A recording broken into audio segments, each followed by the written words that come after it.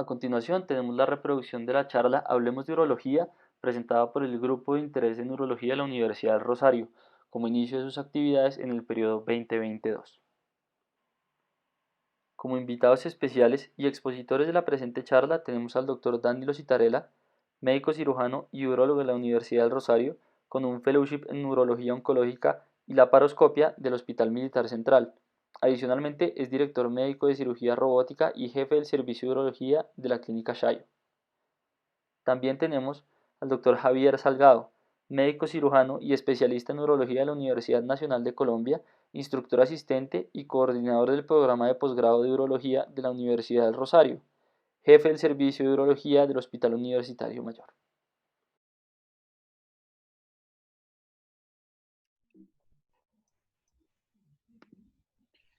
Bueno, yo soy rosarista de tiempo completo y amo la universidad. Creo que una de las cosas que nos identifica como rosaristas precisamente es nuestro sentido de pertenencia a la institución. Lo que ustedes ven a la izquierda de la diapositiva es la piedra o el escudo original que se encontraba en la entrada del claustro. Esta es una pieza que se encuentra en el Museo Nacional. El Museo Nacional ocasionalmente lo presta a la universidad para cuando hay algún tipo de evento especial o hay algún tipo de conmemoración. Sin embargo, hay dudas desde el punto de vista histórico de por qué esta piedra dejó de ser parte de la entrada del claustro. Y hay dos versiones, una versión en donde se dice que en la Guerra de los Mil Días, que fue entre 1899 y 1902, esta piedra, por los destrozos que hubo en la guerra civil entre liberales y conservadores, cayó de la puerta y la recogieron y posteriormente fue donada al Museo Nacional. Hay otra versión en la que dicen que esta piedra tal vez nunca estuvo en la entrada principal y en donde el escudo que se encuentra hoy en día en la entrada fue puesto alrededor de 1902 como un símbolo de rebeldía frente a las cosas que estaban sucediendo en ese momento en nuestro país. Y ustedes pues, se habrán dado cuenta que seguimos en un medio político convulsionado y eso es lo que representa la universidad, un estandarte y un centro de conocimiento para formar profesionales que aporten al desarrollo de nuestro país. Y a la derecha de la diapositiva está el escudo que yo conocí cuando entré a la universidad, por eso lo puse. Si ustedes miran la historia de los símbolos de la institución, ustedes verán que ha cambiado varias veces y periódicamente hacen como una especie de rediseño del escudo. Este escudo lo puse ahí, es el que más cariño le tengo porque obviamente fue el que yo porté en mi bata y el que yo tuve durante toda mi permanencia en la universidad desde primer semestre. Si hablamos de urología, la urología es una especialidad supremamente antigua. Esto que ustedes ven en la diapositiva en el centro, que lo que pareciera ser una piedra corriente, ustedes ven alrededor, hay unos huesos y aparentemente hacia la parte superior de la fotografía está aparentemente un fragmento óseo de la pelvis. Cuando arqueólogos encontraron esto en Egipto, pensaron que era una piedra común alrededor de unos restos óseos. Sin embargo, al hacer análisis, pues esos minerales que se encontraron en esa piedra no pertenecían al entorno, no pertenecían a la zona donde pues se encontraban las otras rocas alrededor, hicieron análisis y los compararon y se dieron cuenta que era un cálculo vesical. Y analizando por datación de carbono 14 los restos óseos, pues esta piedra data de más o menos 12.000 años. Entonces vean cómo desde tiempos inmemoriales tenemos presente la patología urológica. Si uno revisa la historia, también hay unos papiros en donde los egipcios en el año 4000 antes de Cristo ya hablaban de la cistolitiasis y hablaban de cómo extraer esos cálculos. Eh, si alguna vez tienen la oportunidad de ir a algún congreso americano de urología, en algunos stands de la Asociación Americana de Urología muestran eh, elementos que utilizaban los antiguos egipcios para extraer estas piedras de la vejiga. Eso era un procedimiento que se llamaba sistolitolapaxia. Y pues esto es simplemente para mostrarles que la urología ha acompañado a la humanidad desde casi que desde el inicio de su historia. Si damos un salto grande en el tiempo, pues encontramos que hasta el año 460 antes de Cristo, Hipócrates en su juramento ya hablaba de no realizar intervención a cálculos o a piedras vesicales que no fuera realizada por expertos. Entonces fíjense cómo ya empiezan a aparecer algunos esbozos de lo que puede ser una especialidad.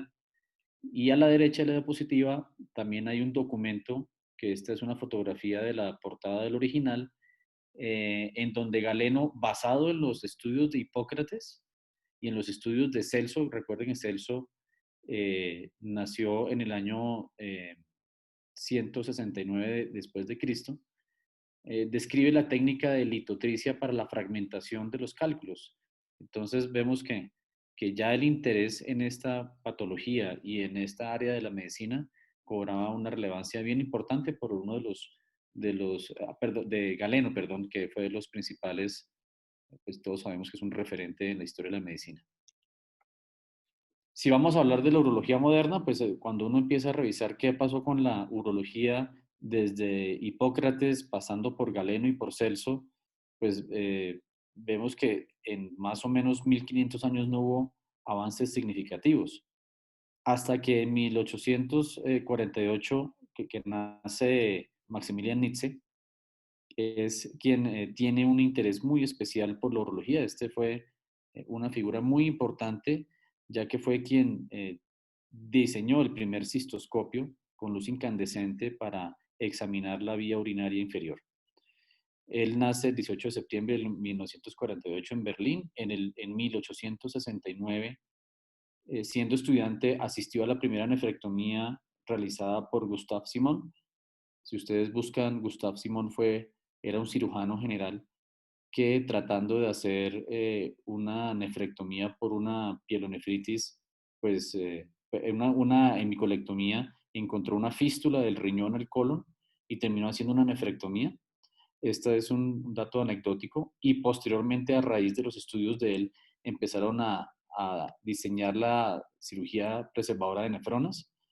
Y como ya les dije, desarrolló el primer cistoscopio hasta 1877. Entonces vemos que hay un salto importante, no hay avances significativos en 1500 años, pero después de esto, el doctor Nietzsche desarrolla el cistoscopio y abre un campo muy grande para la endourología y para el estudio del tracto urinario inferior. Y posteriormente, ya en el siglo XX, a principios del siglo XX, hay avances significativos en litotricia especialmente. Recuerden que litotricia es el término que se acuña para describir la fragmentación de los cálculos.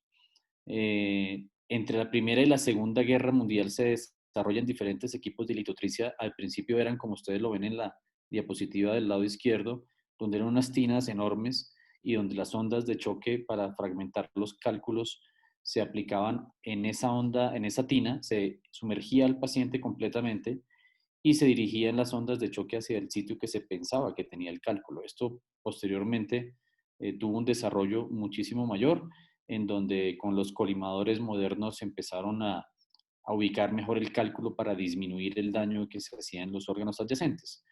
Y esto básicamente se dio ya que entre la Primera y la Segunda Guerra Mundial los patólogos pues describían los daños que tenía el pulmón por la onda expansiva de las granadas y las bombas que se utilizaban en la guerra. Entonces, a raíz de estos hallazgos de los patólogos, empiezan a buscar la forma de utilizar estas ondas de choque de forma positiva y terapéutica, y después de eso, se realiza la primera litotricia extracorpórea sin anestesia en un litotriptor Dornier muy parecido a esta imagen que ustedes tienen ahí, hacia los años 70 en Barcelona. Entonces, fue también un avance muy significativo, que ya para esa época empezaban a hacer los procedimientos sin anestesia y a tratar de disminuir la morbilidad de la fragmentación de los cálculos. Yo realmente no me dedico mucho a la parte de litiasis. Mi práctica y mi expertise está más hacia el lado de la urología oncológica y la cirugía mayor. pero si ustedes se quieren dar una idea de qué implica estudiar urología, pues tenemos patología suprarrenal, tenemos patología renal en términos de cirugía reconstructiva, cirugía oncológica, hacemos nefrectomías radicales, nefroureterectomía con cuña vesical, nefrectomía preservadora de nefronas, linfadenectomía retroperitoneal en casos de cáncer de testículo y cáncer de riñón, nefrectomías con trombo en vena cava, cistoprostatectomía radical con las diferentes derivaciones urinarias que existen para tratar ese tipo de patologías como el cáncer de vejiga, prostatectomía radical, que es una de las cirugías que realizamos con mayor frecuencia dada la incidencia de cáncer de próstata, y la cirugía reconstructiva del tracto urinario superior e inferior.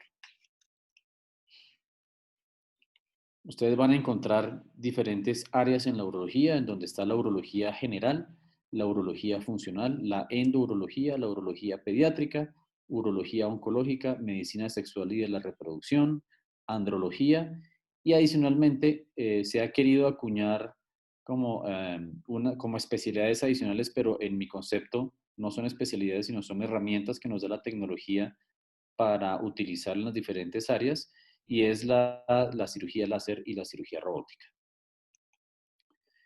Aquí les traigo un video muy corto de una cirugía endoscópica transuretral de próstata con láser Thulium, que es el que yo utilizo. Ustedes ven en el centro de la pantalla la próstata, la visión endoscópica de la próstata, al fondo está la vejiga, y con la fibra del láser, que es lo que se ve en la parte inferior del campo visual, está la fibra de Thulium láser, que es un láser continuo que está hecho específicamente para cortar tejido y en donde podemos hacer incisiones muy precisas y con una hemostasia muy, muy buena, en donde se disminuye muchísimo el impacto del sangrado en la cirugía de próstata, que ya después tendremos tiempo de hablar de eso, pero históricamente la cirugía de próstata, hasta antes de la aparición de la tecnología láser, porque hay diferentes tipos de láser, pero hasta antes de la aparición de la tecnología láser, pues era una cirugía mórbida que tenía un índice importante de complicaciones dados por el sangrado, por los trastornos metabólicos propios de la absorción del líquido de irrigación.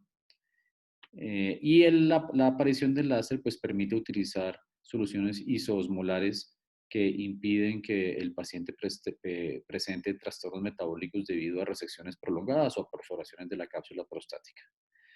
Entonces, ustedes ven ahí cómo se realizan los cortes, en donde no se presenta sangrado prácticamente que sea perceptible a la imagen endoscópica, y donde el objetivo de esta cirugía es abrir un canal y retirar tejido que esté generando obstrucción a la salida del tracto urinario inferior. Este es un láser que lleva en el mercado más o menos 15 años a nivel mundial. Aquí en Colombia yo lo estoy utilizando desde el 2011 y realmente es una tecnología que ha cambiado desde mi perspectiva la práctica clínica y ha mejorado digamos, los desenlaces en el postoperatorio temprano en la cirugía endoscópica de próstata cuando hablamos de hiperplasia prostática benigna.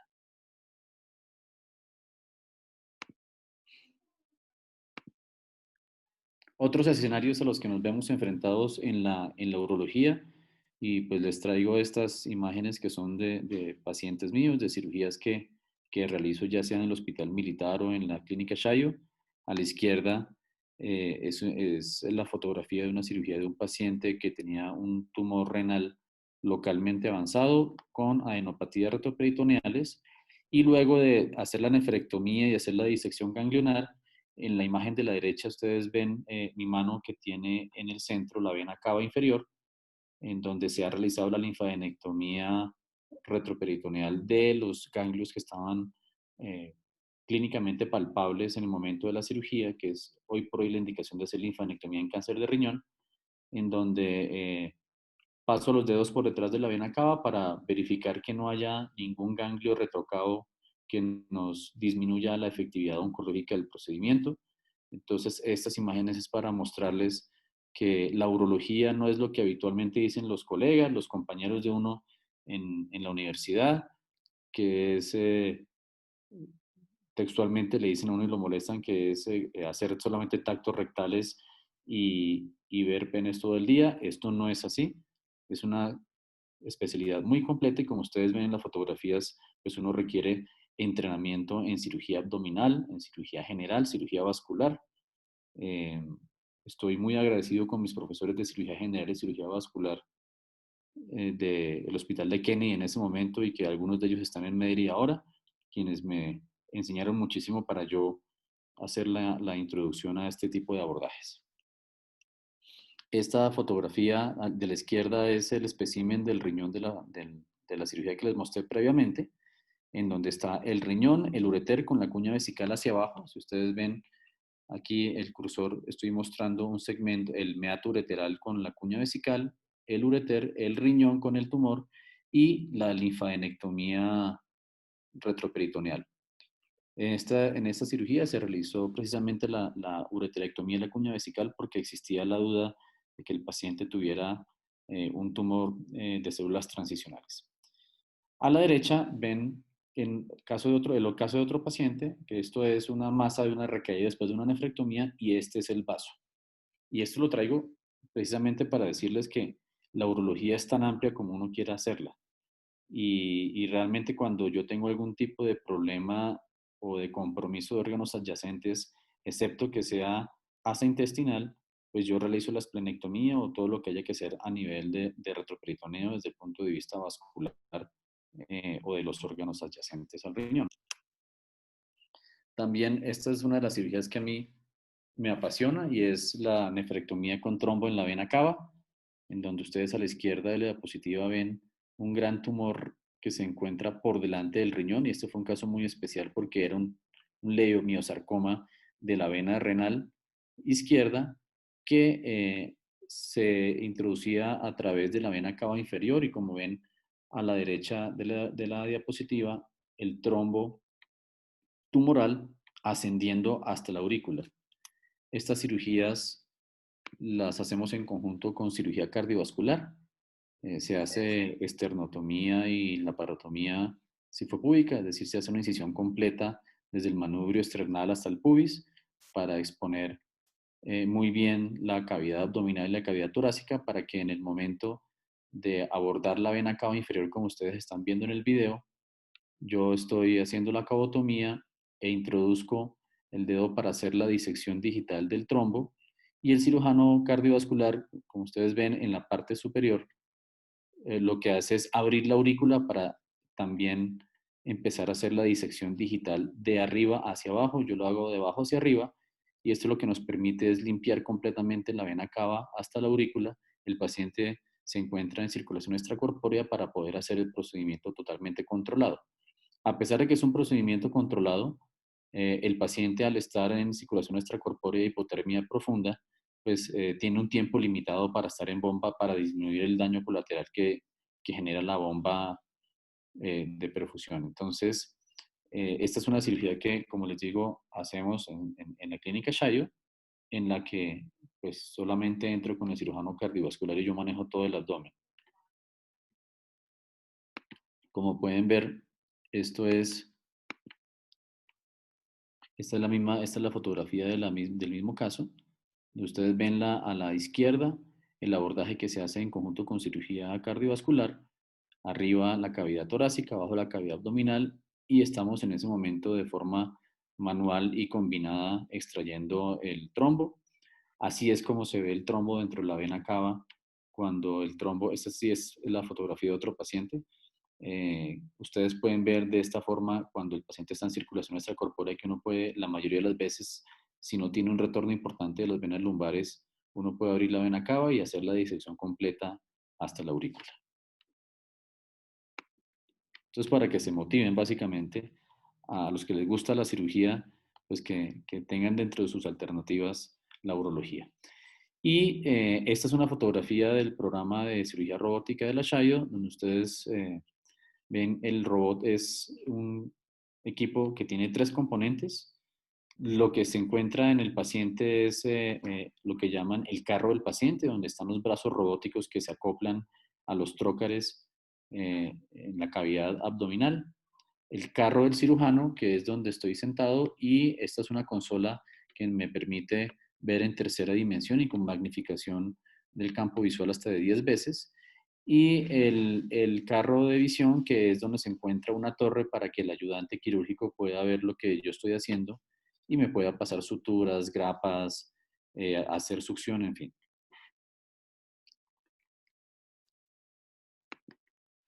Este es un pequeño video de una nefrectomía parcial o nefrectomía preservadora de nefronas asistida por robot, en donde ustedes ven que una de las principales ventajas del robot es que elimina el temblor del cirujano.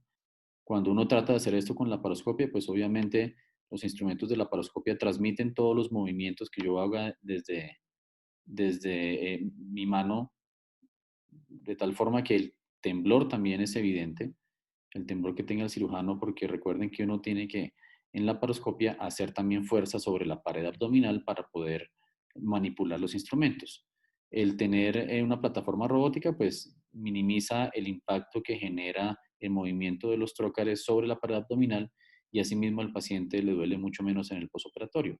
A pesar de que es una cirugía mínimamente invasiva, al igual que la laparoscopia convencional, el dolor por la tecnología de centro remoto, que es lo que les estoy comentando, pues se disminuye muchísimo y la necesidad de analgésicos también. Hasta ahí estoy ya disecado el ilio renal. Es un tumor del riñón del lado derecho y estoy realizando el clampeo de la arteria renal después de haberlo disecado para hacer una isquemia, lo que llamamos nosotros en urología isquemia caliente, para hacer la resección del tumor en el menor tiempo posible y disminuir el daño tisular al que se somete el riñón.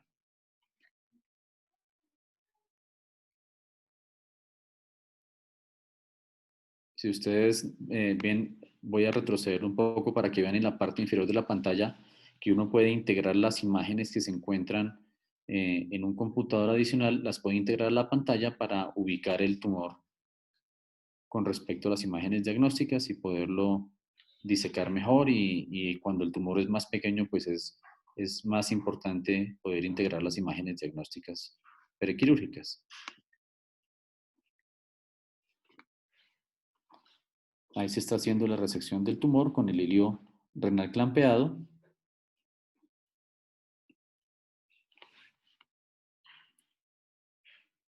La succión la tiene el ayudante quirúrgico y yo estoy manipulando la cámara y los dos instrumentos desde la consola.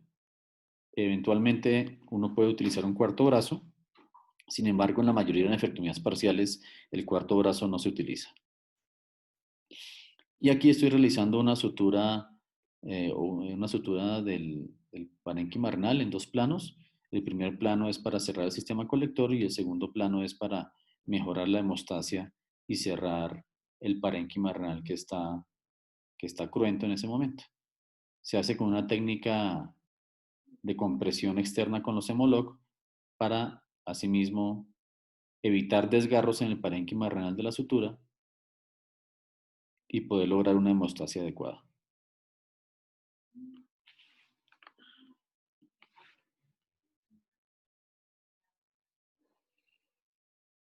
La idea es estar siempre por debajo de 20 minutos de isquemia renal para disminuir el daño que pueda sufrir el riñón por tener la arteria renal clampeada. Y al final ustedes ven que queda el tumor renal se introduce en una bolsa extractora para evitar diseminación o siembras de células tumorales en el trayecto de la extracción de la pieza y se vuelve a cerrar el peritoneo para permitir que este cierre de peritoneo nos mejore también la hemostasia y que no tengamos un sangrado inadvertido hacia la cavidad abdominal.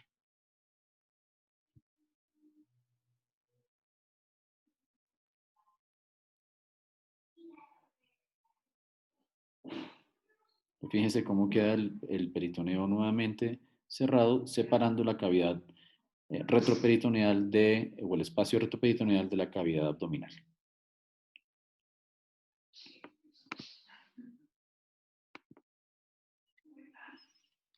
Entonces ustedes pueden ver que esta es una especialidad antigua pero en constante evolución. Hay cirugías y hay patologías para todos los gustos académicos.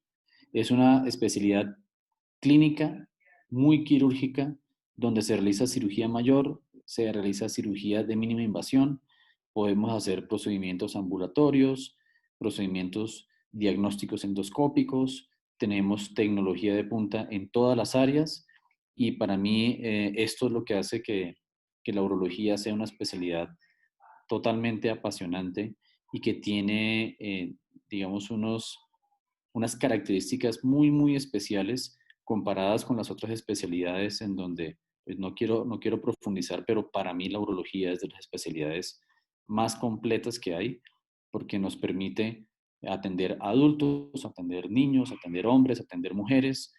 No tenemos una limitante por género ni una limitante por edad. Luego, es una de las especialidades más completas y que brinda mayor satisfacción al estar ejerciéndola. Y por último, la foto tradicional de todas las promociones rosaristas. Esta es mi promoción del año 2000 y ojalá ustedes pronto puedan tener esta foto y que la pandemia no impida que se reúnan para celebrar el grado. Muchísimas gracias. Muchísimas gracias, doctor Citarella, en verdad por compartirnos un poco de su trabajo y estamos realmente interesados. Esperamos nos pueda acompañar en nuestras próximas actividades. Claro que sí, siempre y cuando el tiempo lo permita, ahí estaremos. Muchísimas gracias. Le damos paso al doctor Salgado.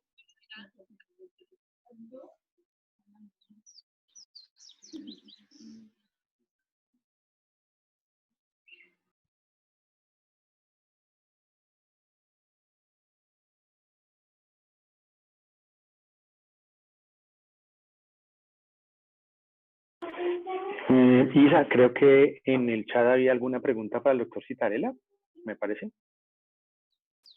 Perfecto, sí. Si quieres, le damos la palabra a María Camila Reyes, que nos pregunta cómo fue la presentación clínica de ese paciente. María Camila, si quieres, cuéntanos qué paciente de los que nos mostró el doctor.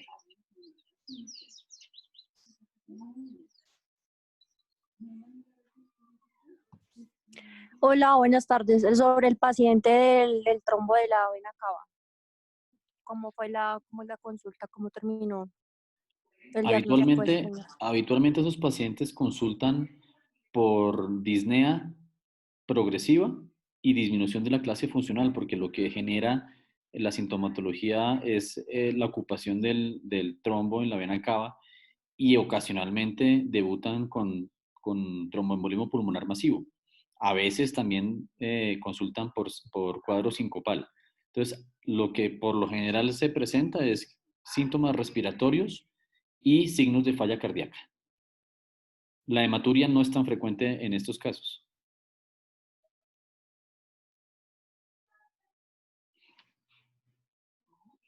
Perfecto. Nos pregunta María José, ¿qué tanto se utiliza la cirugía robótica y de qué depende su elección? En nuestro medio, desafortunadamente, la cirugía robótica no ha tenido la difusión que quisiéramos porque depende directamente de los costos. Y el paciente que aquí en Colombia accede a la cirugía robótica o es porque tiene el recurso económico para pagarla de forma particular o porque tiene algún tipo de póliza o medicina prepagada que reconozca esta tecnología como parte del armamentario para el tratamiento de su patología. O sea, cada vez más las aseguradoras cubren este tipo de tecnologías, pero desde el punto de vista médico, la cirugía robótica se utiliza especialmente para prostatectomía radical, para nefrectomía preservadora de nefronas, para cistectomía radical, para cirugía adrenal y para cirugía reconstructiva del tracto urinario superior. Y básicamente los pacientes elegibles para este tipo de tecnología son los pacientes que son elegibles para la laparoscopia convencional. Muchas gracias, doctor. Y nos pregunta Laura Naranjo, ¿cuál es la situación actual de la urología pediátrica en nuestro país? Bueno, la urología pediátrica en nuestro país tiene mucho camino por recorrer porque aún Hay pocos especialistas en urología pediátrica o pocos urólogos que se dedican a la parte pediátrica cuando comparamos con el resto de las supraespecialidades de la urología. El tema es, desde mi perspectiva, no sé si el doctor Salgado tenga una visión distinta, pero el tema es que la patología pediátrica es mucho menos frecuente que la patología oncológica. Entonces, básicamente no hay mucho paciente para trabajar en pediátrica a menos que se trabaje en centros de referencia. Entonces, eso hace que se necesiten no un número muy grande de urólogos pediatras. Sin embargo, todos sabemos que en nuestro país el acceso a la salud no es el adecuado y si bien la cobertura es una cobertura por encima del 90% a nivel nacional, el acceso a esa población a un diagnóstico oportuno, sobre todo en las zonas alejadas del país, es muy precario. Entonces, esto hace que tampoco haya una práctica importante o un número importante de pacientes en urología pediátrica. Sin embargo, como yo lo veo desde el punto de vista de la Sociedad de Urología, es un área que puede crecer mucho y en donde hay un campo enorme para trabajar. Muchísimas gracias, doctor. Les recordamos que si tienen dudas las pueden dejar en el chat y las resolvemos al final de las charlas. Por ahora le doy la palabra al doctor Javier Salgado. Muchas gracias. ¿Se puede ver la pantalla? Sí.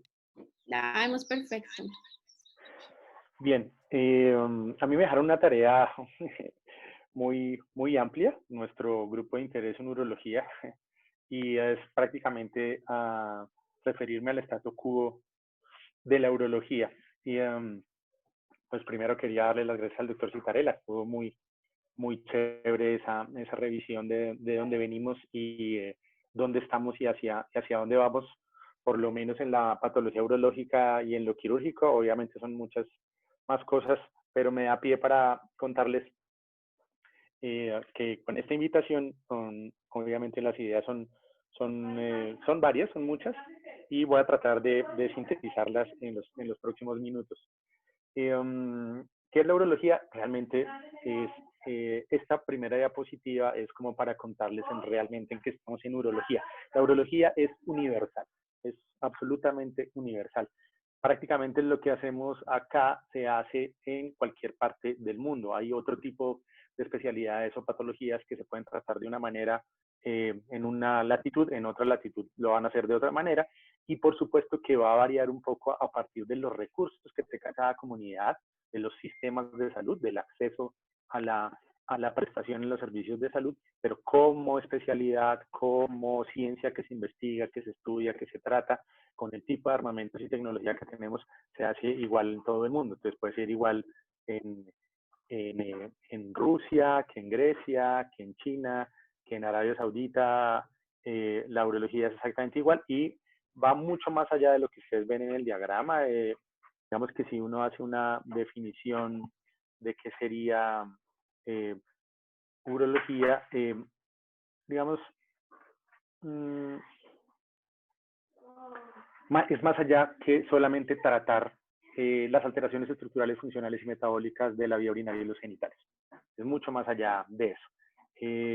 Nosotros habíamos planteado más o menos no solamente hablar de urología, sino cómo habíamos nosotros, en mi caso, como urólogo y inicialmente como médico general, porque había decidido estudiar urología.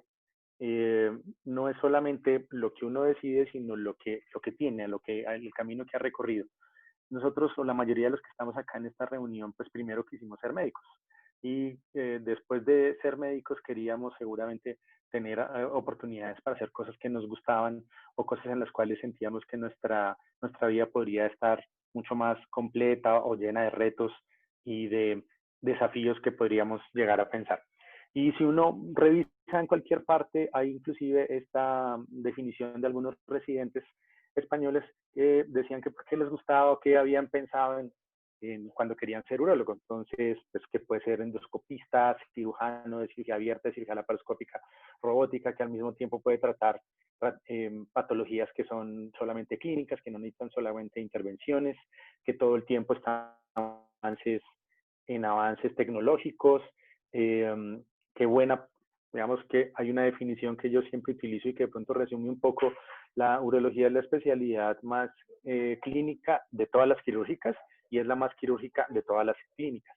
Mucho de lo que hacemos en urología solamente corresponde al urólogo. Hay pocas veces que nos vamos a intercambiar o que alguna de las cosas que nosotros hacemos pueda hacer otro tipo de especialidad, ¿sí? De pronto en cirugía de columna puede estar la vía del cirujano ortopedista o la vía del cirujano neurocirujano para tratar la columna. En urología la mayoría de las cosas que hacemos en general es de exclusivo enfoque urológico. Luego no hay solamente que tener destreza quirúrgica, sino hay que seguramente ser una muy buena doctora, muy buen doctor, tener muy buen criterio clínico para poder enfocar la mayoría de los pacientes por el tipo de diagnóstico diferencial y sobre todo y en particular porque las patologías urológicas en general impactan muchísimo el bienestar de los pacientes. Una persona que no puede orinar, una persona que sangra de la orina, una persona que puede tener un dolor, un cáncer, una persona que puede tener una infección, un absceso, que tiene patologías de diferentes tratamientos y que sus medicamentos pueden involucrar sobre la función de la vía urinaria, por ejemplo. Y también están otros espacios como, por ejemplo, el trasplante renal, que también involucra y traza mucho de lo que hacemos en urología. Pero más allá de eso, quería contarles que en el caso de nosotros como médicos, antes de pensar qué camino coger o algunas cosas que nos pueden gustar, es buena idea preguntar quiénes somos, ¿sí? ¿Para dónde queremos ir? ¿Por qué queremos hacer lo que queremos hacer? ¿Sí?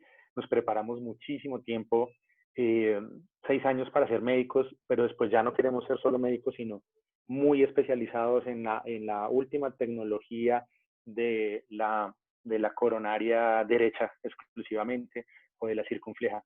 Es decir, recorremos un camino muy largo, lleno de muchos esfuerzos, de muchos desafíos para hacer cosas seguramente muy específicas.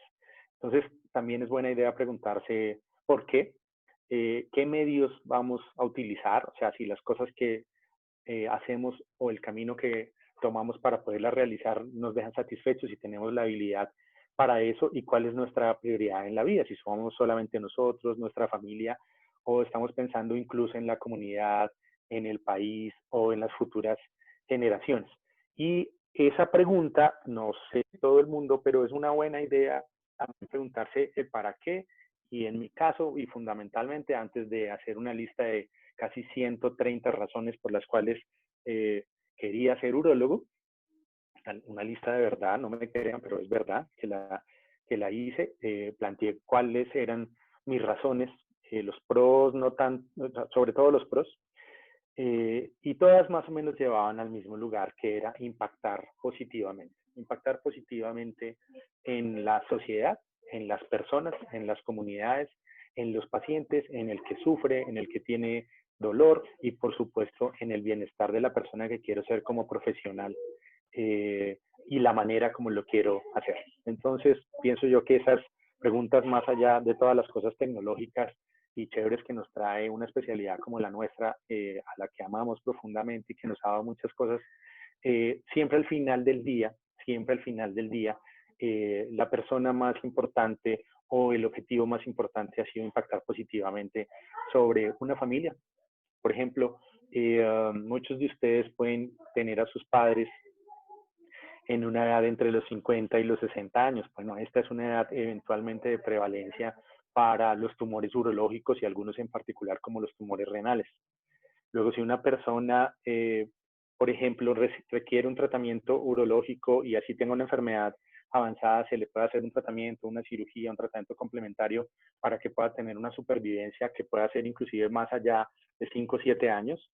Eso significaría que ese papá, esa mamá, pudiera ver desarrollar la carrera profesional de su hijo, de su familia, de sus hijitos y poderlos acompañar lo más lejos que se pueda en estos objetivos de vida, ¿sí? Por tanto, la idea es que siempre hay alguien detrás de a quien podemos beneficiar. Y para eso pues nos tenemos que preparar y pensarlo muy bien y ser comprometidos y tener un alto grado de responsabilidad y un sentido superior de cómo lo vamos a hacer. Pues el urólogo es el médico especialista que hace cirugías y que trata patologías del sistema urinario, tanto en hombres como en mujeres, niños y niñas de todas las edades. Inclusive nosotros podemos hacer cirugías o participar de cirugías que pudieran ser incluso in útero, ¿sí? Por ejemplo, una derivación urinaria percutánea guiada por imágenes para un niño que tenga unas valvas de la uretra posterior que le están facilitando una uropatía obstructiva in útero y que eso le esté facilitando una oliguria y por ende un oligohidramnios, y para mejorarlo transitoriamente y logre madurar se puede hacer una derivación percutánea in útero hasta pacientes incluso mayores de 100 años. Eso es, digamos, muy importante. Pero, ¿cuál es el fin último del urólogo? Y el fin último del urólogo, pues seguramente es impactar positivamente, pero en particular, si es exclusivamente de la vía urinaria, es darle vía libre a la orina. Entonces, siempre que ustedes van a hacer una búsqueda, pues el urólogo, todo el mundo lo relaciona exclusivamente con riñones, con próstata, con vejiga, con varones, pero realmente es mucho más amplio. Nosotros tenemos una gran variabilidad de decisiones clínicas que tomamos con estudios que son dinámicos, no solamente con imágenes, no solamente con evaluaciones físicas, es decir, que evaluamos no solamente la estructura para corregirla, sino la función para ver cómo esa estructura se acomoda a la función que va a necesitar cada quien y, por supuesto, en su calidad de vida. No es exclusivamente darle vía libre a la orina. ¿Quién es el urólogo en estos momentos en Colombia? Si uno busca en Google, yo no puse urólogos, bueno, puse urólogos, salen algunos de los que están acá, pero puse urólogas. La mayoría de las imágenes ni siquiera son de urólogas, solamente hay como 3 imágenes de urólogas, eventualmente personas que pertenecen a nuestra sociedad y que hacen un trabajo muy importante. Es decir, hay un camino todavía por recorrer en los programas de urología, cada vez más son mujeres que estudian urología, doctoras que se han preparado y que con todas sus habilidades vienen a aportarle a la sociedad de urología y a la sociedad en general, pero el urólogo es mucho más que solamente tratar próstatas, pasar sondas o hacer manejo para cálculos. También nos cruza mucho el sitio donde nosotros estemos, ¿sí? No es lo mismo hacer urología en un sitio apartado donde no se tienen todos los recursos, trabajar solamente en instituciones donde se hace consulta de primer nivel, que tener la responsabilidad o el bagaje para trabajar en una institución de tercer o cuarto nivel. Habrá que haber invertido mucho más tiempo en prepararse con subespecialidades y tener mucho más bagaje para poder enfrentar los casos más complicados. O sea, los cambios realmente son grandes y el espectro sin duda es muy alto, pero yo definiría que más allá de darle vía libre a la orina es generar bienestar. Por supuesto, ampliar la supervivencia, por ejemplo, en el caso de los pacientes que les estaban hablando de masas renales, y en particular sobre la calidad de vida de los pacientes. Es siempre una satisfacción ver pacientes que no podían orinar por una estrechez uretral, por un cálculo, por una retención urinaria y hacer un tratamiento que les mejore su bienestar, su calidad de vida, porque son personas importantes para la sociedad. Muchos de los pacientes que tienen, por ejemplo, litiasis urinaria son pacientes que tienen edades donde la producción para la nación es muy grande, entre los 20 y los 45 años. Son personas que sufren, que se enferman, gastan mucho más en manejos médicos para nuestro sistema de salud y dejan de trabajar para producirle a la sociedad, para producirle a su familia, para tener bien a los suyos. Luego, impactar en el bienestar de las personas, en la calidad de vida de la gente de todas las edades, más allá de solamente la corrección estructural, es un trabajo objetivo de lo que hacemos urólogas y urólogos en nuestro país. Es más el día a día y lo que queremos hacer. Si nosotros nos levantamos todos los días con el objetivo de hacer lo mejor que podamos y todos los días aprender para que al día siguiente pudiera ser mejor nuestra atención, nuestra prestación de servicio y nuestro interés sobre las cosas, asimismo podemos lograr lo mínimo y lo máximo en lo que hacemos. Me pidieron también que les hablara de los programas de especialización. En Colombia tenemos 12 programas, 7 de ellos están en Bogotá. Estos que ustedes ven acá en la pantalla son los que hay en Bogotá, la Universidad Militar, la Universidad del Rosario, la Fundación Universitaria de Ciencias de la Salud, Javeriana, Universidad del Bosque, Unisanitas y la Universidad Nacional de Colombia. Y por fuera de Bogotá está el programa de la Universidad de Cartagena, de la Universidad Autónoma de Bucaramanga, de la Universidad del Valle y dos en Medellín, como el de la Universidad de Antioquia y el CES. Cada uno de estos programas recibe en promedio de 2 a 4 residentes por año, dependiendo si es una admisión anual o semestral.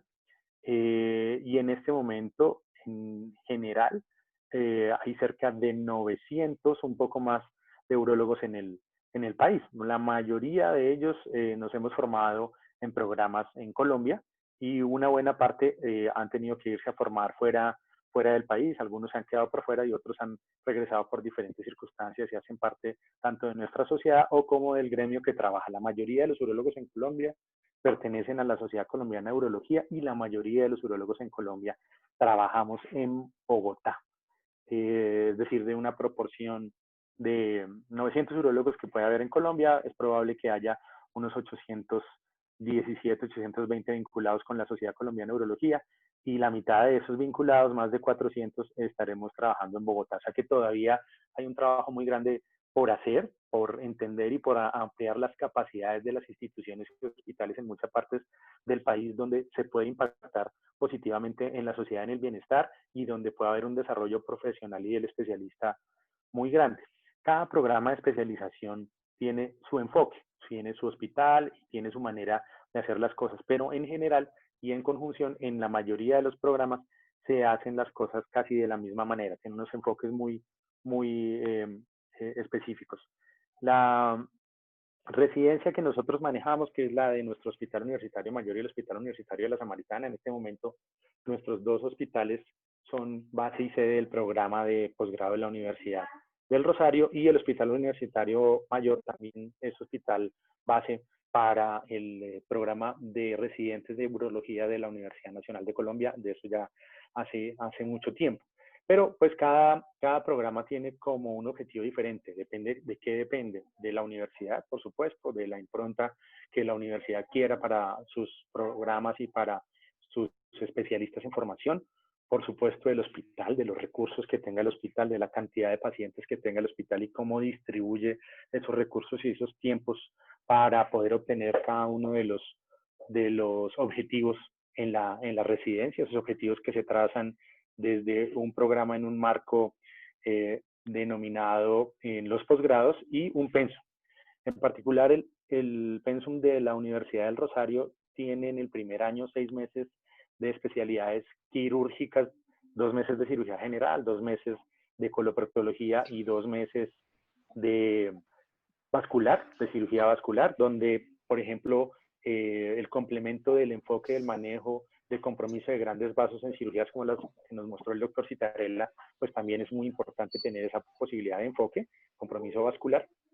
Y luego vienen obviamente las rotaciones ya específicas de la urología 1 que se hace en los dos hospitales grandes, la urología 2 que se enfoca más en patología de incontinencia y de próstata benigna.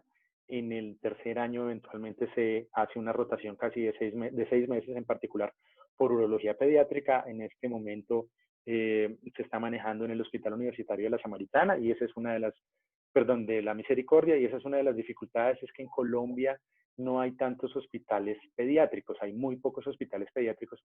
Luego los espacios para que la urología pediátrica se desarrolle con toda la tecnología correspondiente son muy pocos. En la Fundación Cardioinfantil están renovando la posibilidad de tener un servicio de urología pediátrica que en este momento está como en stand-by y que tradicionalmente le ha aportado mucho al manejo de los pacientes de urología pediátrica en el tiempo, pero que en este momento no está funcionando. Y la residencia o la especialidad o el camino que ustedes quieran escoger, pues realmente es un segundo tiempo, es una segunda formación. No se parece, en mi opinión, en absolutamente nada o en muy poco a la formación que uno recibe de estudiante de pregrado. La especialidad es una formación personalizada, es un día a día donde sus profesores son los coaches que van diciéndole, seguramente dependiendo del programa y seguramente dependiendo del tiempo en que hagan la residencia, cuáles son los objetivos de aprendizaje. A veces estarán muy acompañados, otros momentos estarán aprendiéndolo no tan no tan acompañados, depende del programa y del hospital, pero sobre todo es un espacio y un tiempo donde a veces es muy corto el tiempo para tantísimas cosas que hay que aprender.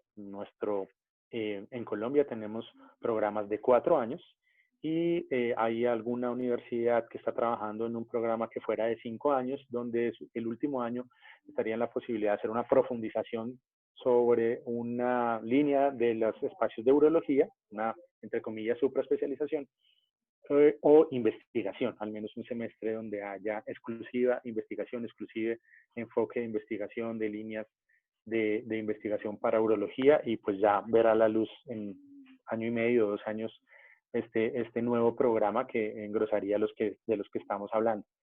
Pero sin duda es una formación tan personalizada como que te pueden enseñar o instruir sobre cómo pararse, cómo vestirse, cómo coger el portaagujas, cómo pasar un trocar, cómo comportarse frente a una situación, cómo enfrentar una situación difícil, cómo dar información, cómo obtener un consentimiento informado adecuado, más allá de solamente saber de la patología o realizar los procedimientos.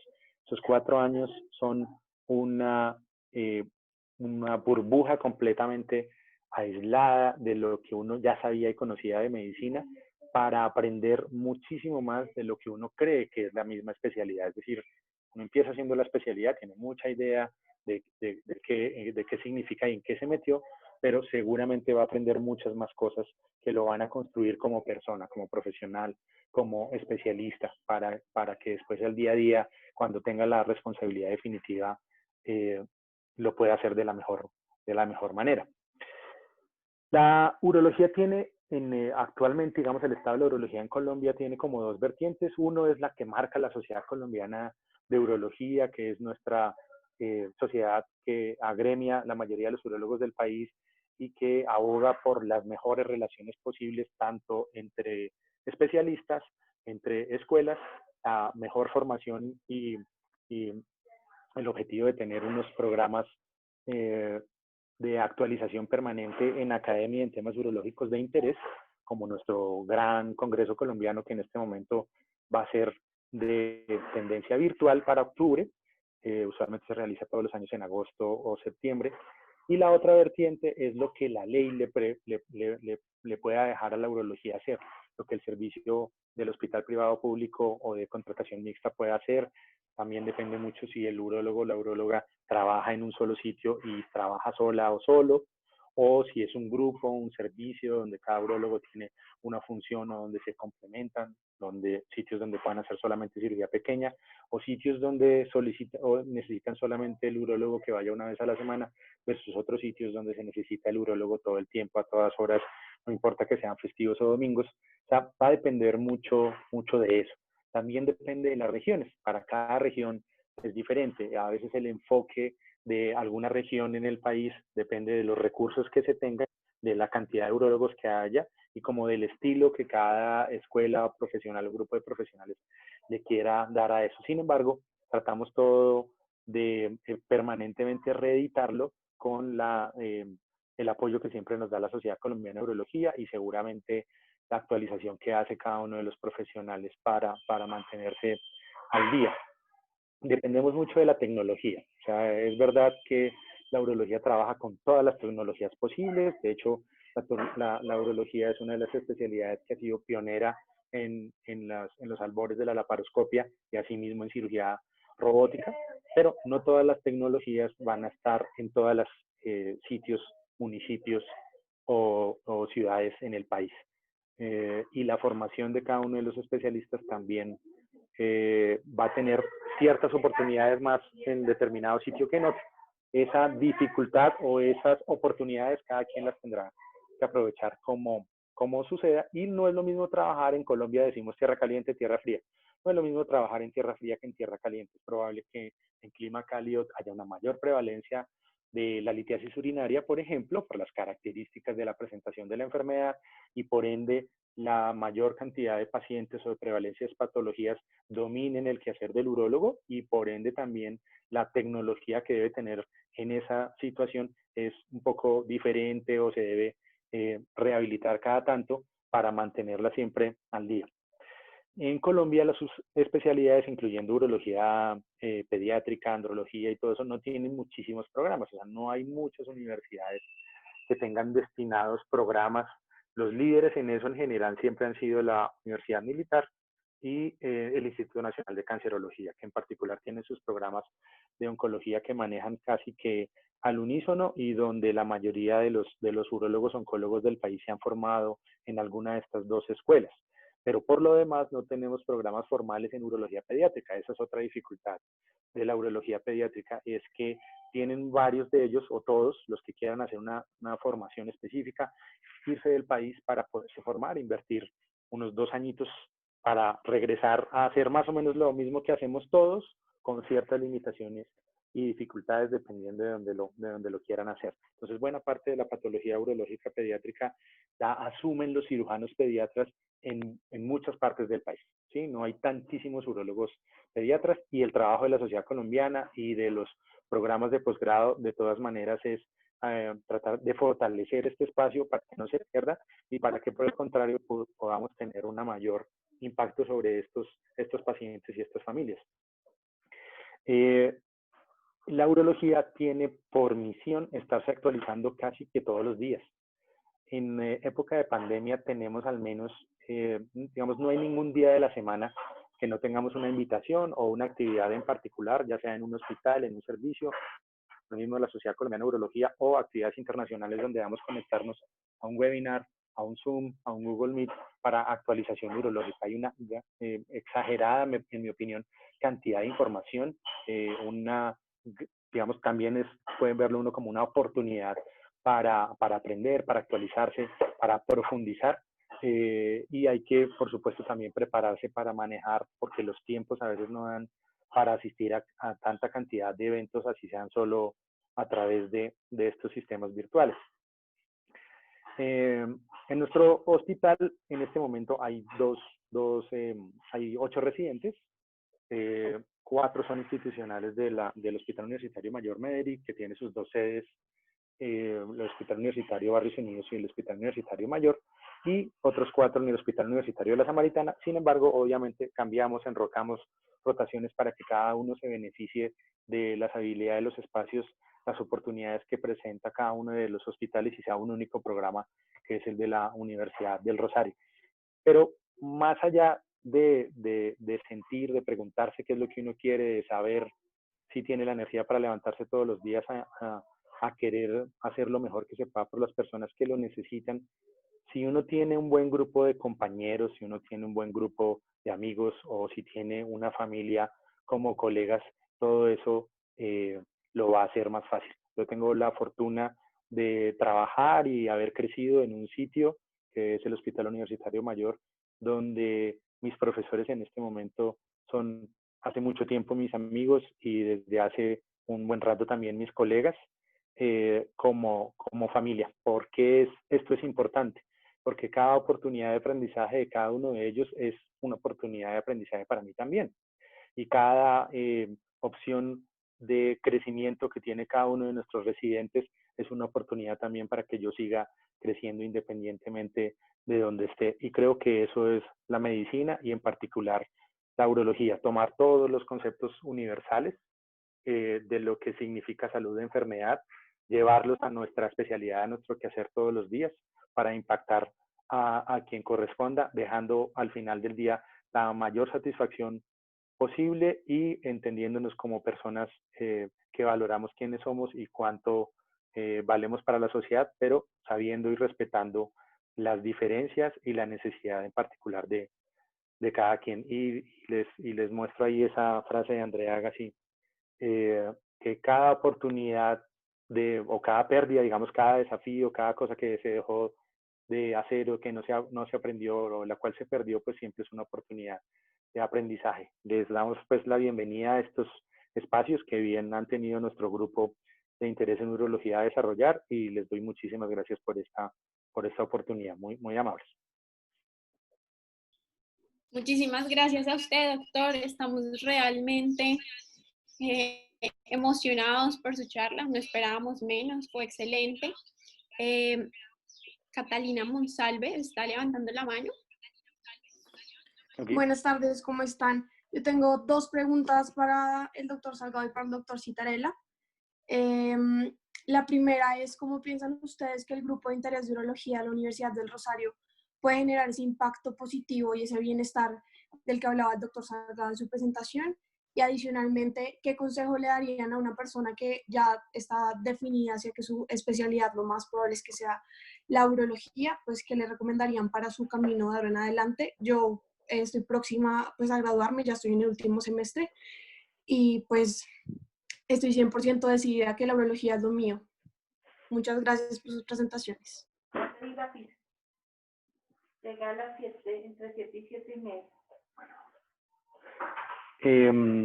Pues que te contesto primero, Cata. Muchas gracias por participar.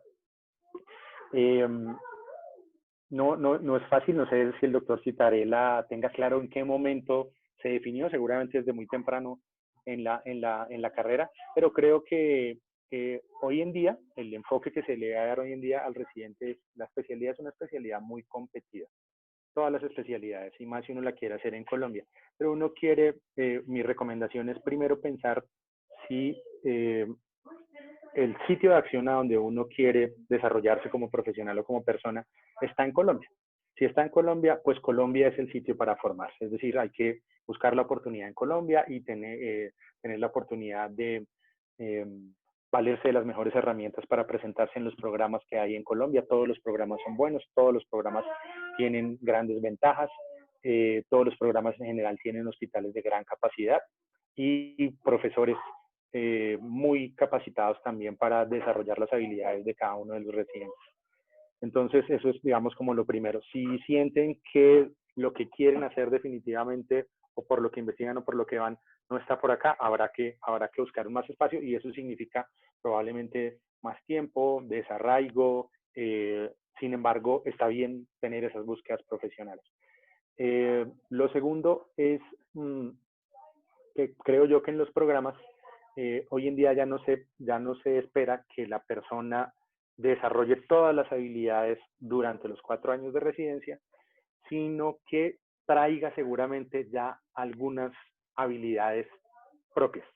Es decir, que el tiempo de seguramente internado, pero el tiempo de trabajo luego de ser médico haya enriquecido un poco otras habilidades que se necesitan para presentarse a los programas de especialidad y que la mayoría de los programas los valoran mucho, como la investigación, como tener, digamos, mucho más claro cómo se puede interpretar la literatura científica, como tener de pronto habilidades adicionales por haber estado en servicios de urología o en hospitales o instituciones donde pueden hacer cirugía como acompañamientos o sencillamente haber publicado, haber tenido experiencias o haber permanentemente, haberse expuesto permanentemente a actividades propias del gremio urológico, es decir, las charlas académicas, los eventos académicos, los eventos gremiales, los grupos como este de interés en urología o los grupos de juntas de cada uno de los hospitales grandes. Creo yo que esa variedad de cosas para hacer y para pensar después de haber definido que Colombia sea el sitio ideal para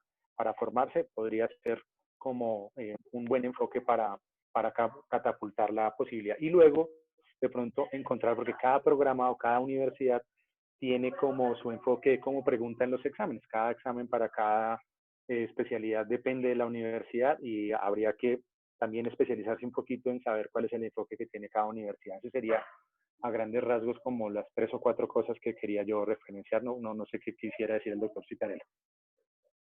Yo creo que uno de los pasos más importantes para involucrarse con la especialidad es esto que estamos haciendo.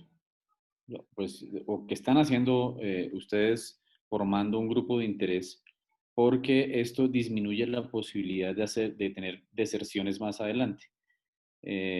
Yo creo que de unos 4 o 5 años hacia atrás el índice de deserción de residentes que ya estaban matriculados y que estaban cursando la residencia era alto. Yo no tengo una estadística precisa, pero en mi experiencia con el programa de la Universidad Militar, el índice de deserción era entre el 20 y el 30%. Entonces, el tener conformado un grupo de interés que los acerque hacia la especialidad y les abra un panorama para que puedan evaluar si es lo que les interesa académicamente y como forma de vida, es el primer paso.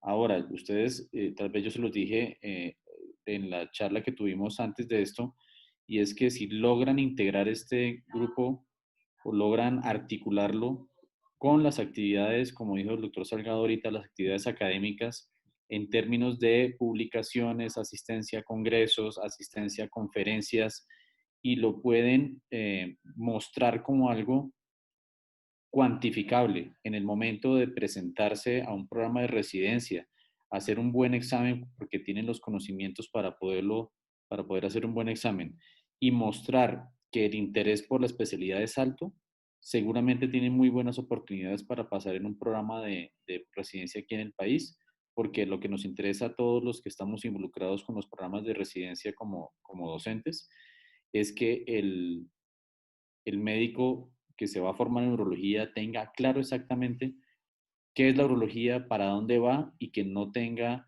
digamos, una posibilidad de deserción por falta de interés académico.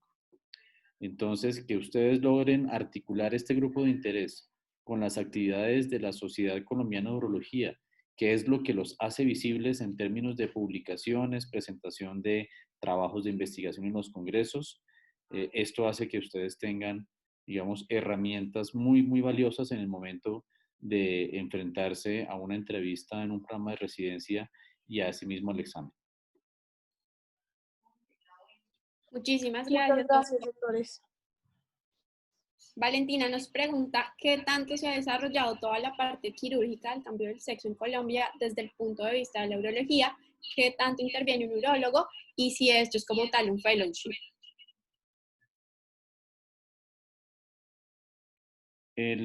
Digamos que ese tipo de cirugías no son muy frecuentes aquí en Colombia.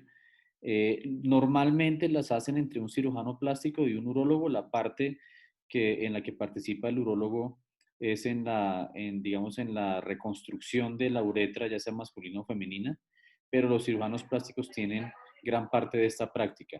Ahora, no hay un fellowship en esto, digamos que los que lo hacen se dedican a la cirugía reconstructiva porque sí hay que tener una buena experiencia para hacer la reconstrucción de la uretra, pero ni en cirugía reconstructiva ni en cirugía de cambio de sexo hay programas formales aquí en Colombia. De hecho, no he leído ningún programa extranjero que tenga ese punto como un fellowship.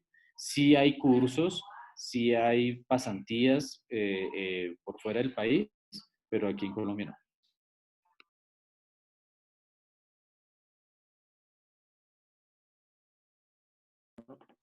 Perdón, este tipo de cirugía, pues digamos que en este momento del estado social de derecho con el que contamos en Colombia debería tener una mayor proyección, ¿sí? Desafortunadamente hemos tenido algunos progresos con un tiempo, o sea, digamos, mucho más lentos de lo que uno quisiera. Lo que se arman son grupos multidisciplinarios, sobre todo en hospitales universitarios, donde ocasionalmente pueden llegarse a desarrollar todas estas cirugías. En Bogotá, en Medellín, hay grupos en general para estas cirugías de cambio de sexo. Sí tiene que ser un urólogo que tenga cierta experticia, como bien decía el doctor Citarella, en reconstrucción, porque, por ejemplo, muchas veces, si es una genitoplastia feminizante, se necesita la pared del escroto para reconstruir o suplir, digamos, los cambios que vayan futuros a ser labios mayores, labios menores, soporte de la uretra, pared vaginal, descensos, traslocaciones, ascensos, o sea, varias cosas que se necesita hacer. En Bogotá, que yo tenga, digamos, más claro, hay un grupo que viene trabajando hace un tiempo en el Hospital de San José, tanto infantil como San José de la Plaza España, donde pues obviamente hay psiquiatra, cirujano plástico, ginecólogo, ginecóloga, urólogo, uróloga, es decir, que van a manejar esto. Y buena parte de las veces tienen unas fases. Luego la experiencia del grupo la van desarrollando todos al mismo tiempo. No hay algo que se vaya a hacer porque no son cirugías tan frecuentes. En los Estados Unidos hay centros específicos que manejan, digamos, este tipo de cosas, pero no tienen, digamos, un programa de enseñanza, sino que van a trabajar allá quienes quieren desarrollar sus habilidades en particular. Muchísimas gracias, doctores. Por ahora no tenemos más preguntas en el chat. Si alguien tiene una pregunta puede levantar la mano, pero por ahora agradecerles a ustedes, doctor Citarella y doctor Salgado, por acompañarnos y a todos los asistentes. Definitivamente el objetivo de la charla se cumplió, que es que personas que no sepan de la especialidad o que estén realmente interesadas sepan a qué se dedica un urólogo, cuál es su función, cómo se especializan y cómo estamos actualmente en Colombia. Queremos hablar un poquito de nuestro grupo, algo muy corto. Somos un espacio, un trabajo entre pares, entre estudiantes de medicina, que lo que queremos hacer es una adquisición y propagación del conocimiento a muy largo plazo. Queremos hacer investigación en esta misma área, por supuesto, de la mano de doctores especializados. Además, queremos contarle que el doctor Salgado y el doctor Citarella son nuestros docentes titulares, nuestros docentes adjuntos que nos han acompañado y apoyado desde el primer segundo en este proyecto.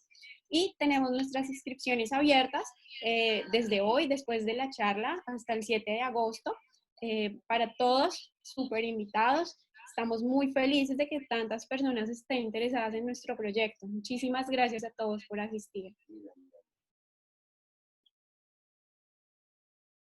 Muchas gracias por la invitación. Muchas gracias a todos y bienvenidos siempre y nos veremos en la próxima, ojalá con la mayoría o con todos. Un abrazo y buena tarde. Muchísimas gracias. Bueno, feliz tarde para todos. Hasta luego.